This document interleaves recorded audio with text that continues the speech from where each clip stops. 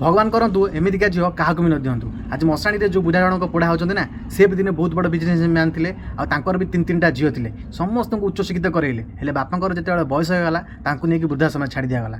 बुढ़ा जनक जो मरिया पूर्व वृद्धाश्रम मैनेजर फोन कले आस आप बापा देह खराब आप आसी देखा करूँ कौन झील भी आसिले बापा जनक मरीगले समस्त भिडियो कॉलिंग कथा गले आ जड़े झील कहला मुझे आपको 5,000 टका फोन पे कर दूसरी आप बापा को से शवदाह कर दिंतु आम कौन लोक आम जापरू ना आउ जड़े भिडियो कॉलिंग कर कौन केते समय लगे बापा शवदाह जल्दी कर आम रोसे कर खाइबू यही हूँ एम मानसिकता। उच्च शिक्षित सीना हो गले कि मनीष पर एम मरीगला। मु सरकार को गोटे नियम अनुरोध करुच्ची जिते सब भारत में वृद्धाश्रम अच्छी सबू जाक बंद कर दि जाऊ आ गोटे दृढ़ नियम करा जाऊ बापा माँ बंची पर्यंत सबू पिला से दायित्व नेबे नहले से संपत्ति वंचित हेबे। आउ जदि किसी जना पड़े बापा माँ को असुविधा रखा जाउची सेमानक प्रति कार्यानुष्ठान बहुत जोर नि जाऊ आ सेमानक जेल दंड दि जाऊ। आपनकर मतामत कौन कमेंट सेक्शन में निश्चय जणाइबे।